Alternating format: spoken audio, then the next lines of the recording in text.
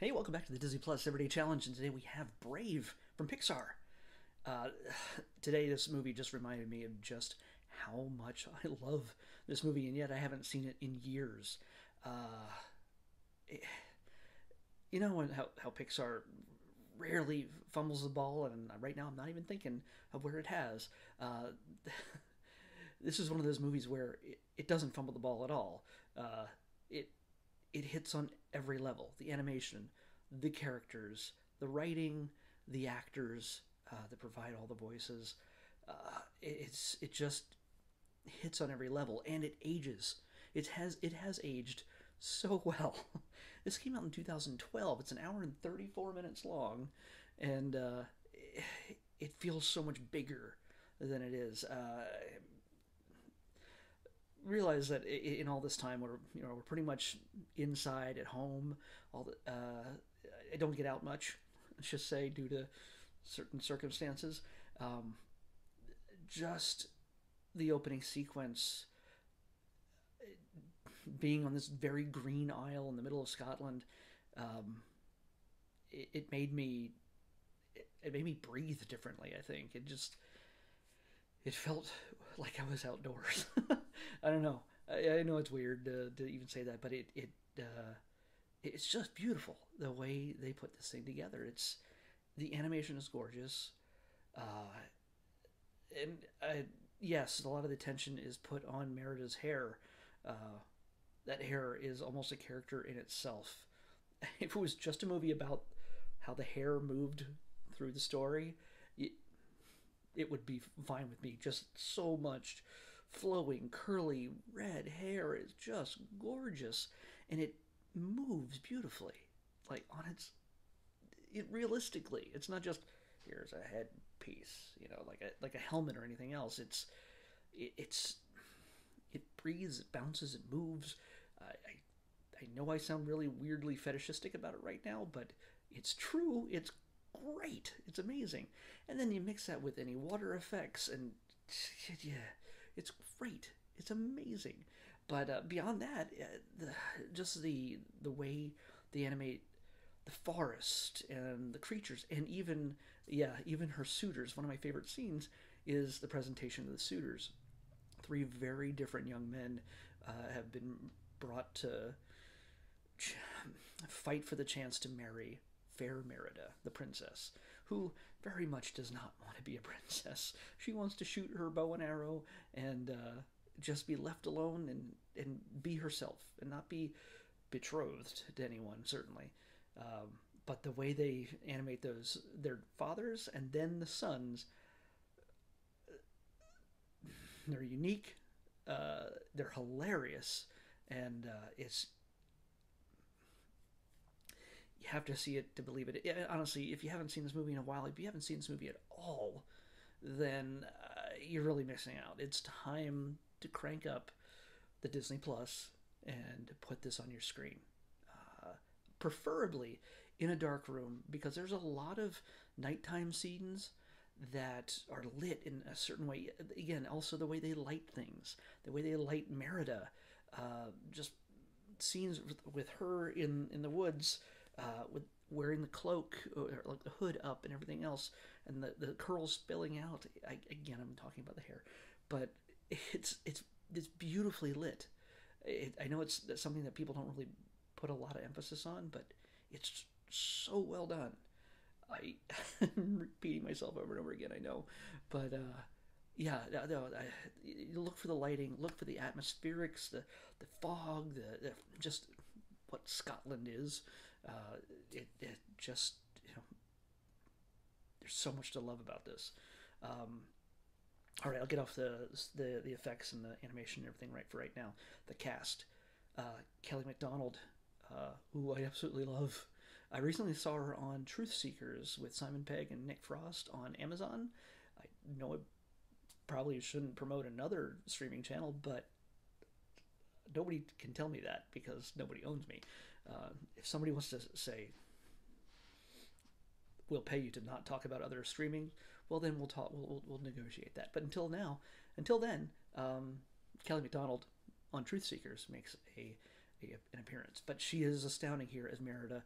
Again, I'm going to go back to the animation, but I don't know if they motion captured her or somebody similar, but her every expression, how she speaks, is reflected beautifully in her face, her mouth, her eyes. Everything is just astounding.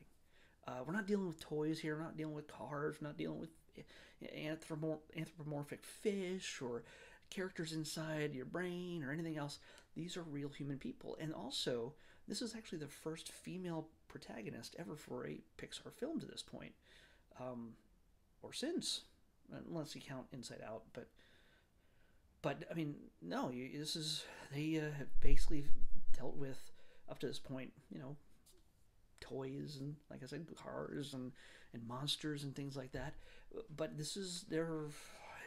I'm trying to think if there was anything else before this that dealt primarily with humans in a real world setting. Yes, there's a humongous fantasy element to this.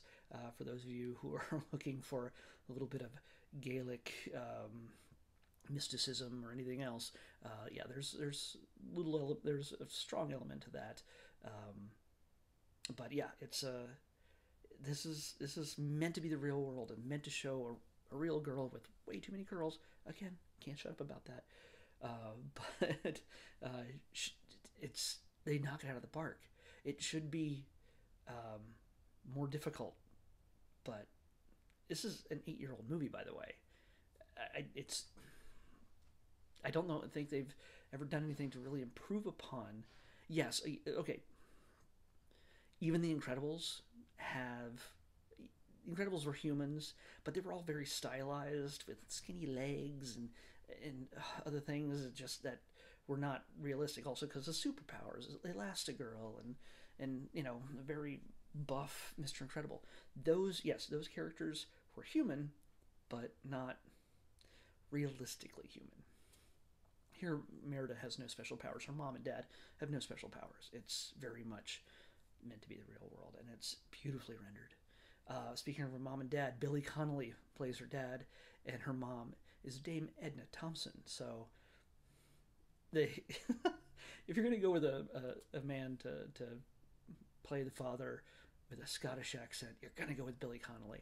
And in case you're wondering, yes, there's a lot of crossover of Scottish and English actors in this, with How to Train Your Dragon from DreamWorks. So Billy Connolly, what do you call it? Craig Ferguson shows up in here as one of the fathers of the suitors.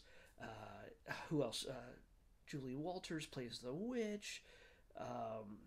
Robbie Coltrane plays one of the lords. There's Kevin McKidd. So they pulled out all the Scottish actors and put them in the movie. So and yeah, we saw some of them also in different roles in How to Train Your Dragon. But Billy Connolly is a great father, boisterous, big, and okay, yes, just like Mr. Incredible, he is overly sized. But when we're talking about the main character, Merida is realistically proportioned as a teenage girl. Her mom also slim and slender and beautiful and strong and a pain in Merida's butt. At least in Merida's eyes. She wants her daughter to be very princess-like, and Merida wants nothing of it. So that's the tension that drives the story in this movie.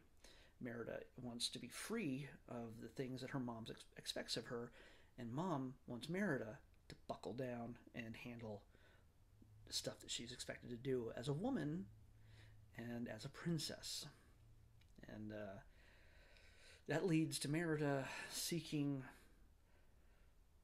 guidance from somebody she really shouldn't, a witch, who she hopes to get a spell from that will change her mother's mind and not require her to be betrothed to some awful dorky or overly zealous or just not right for her guy, let's just say. I'm not going to tell you what I can't. If it slips, but my intention is not to give you an actual spoiler regarding what the spell is. But one of the things I do have to mention while we're in the witch's house, the woodcutter's house, you want to look around. There's some Easter eggs from Pixar in there.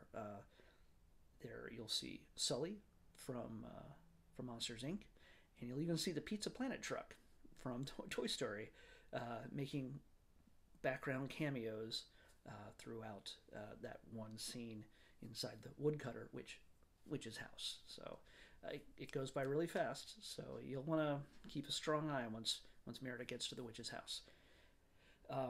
Also, something I don't know if I've completely forgot about this or I've never seen it before, but you need to stay till after the credits. There's an after credits sequence, much like a Marvel movie. There's an after credits sequence that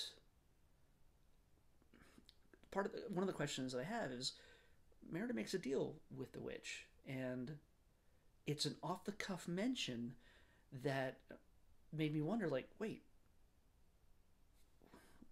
one of the things she made a deal for, whatever became of that? What became of that? Well, that after credit sequence wraps up that little thread. So, yeah, it's worthwhile sticking around to the very end.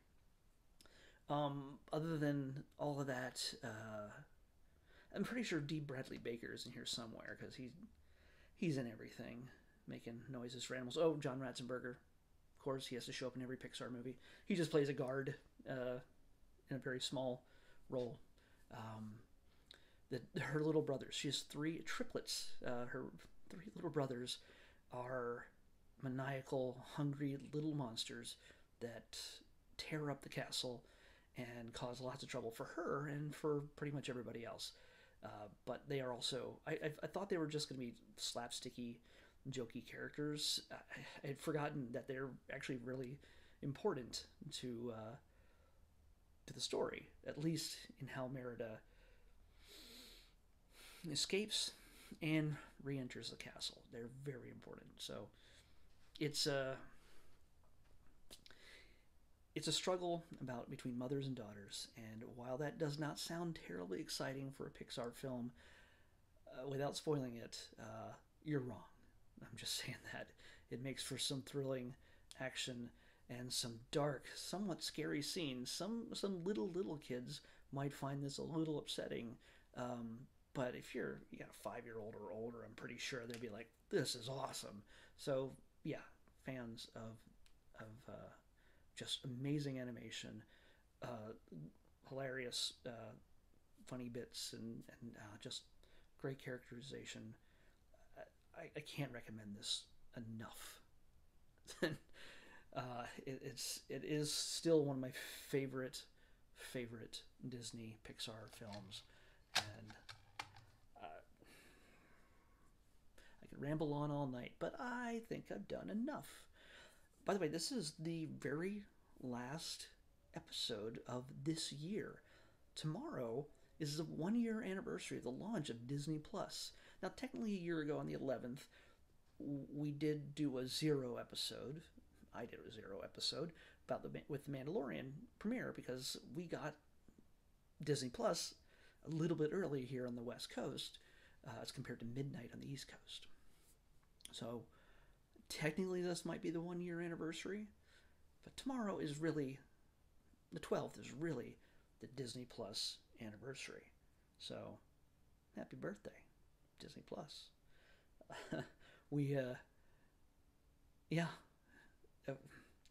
This is a good one to go out on. Let's see what we're going to start year 2 with. Let's pick it.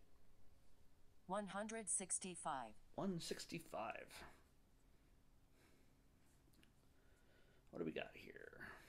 Please be something good. Please be something good. 165.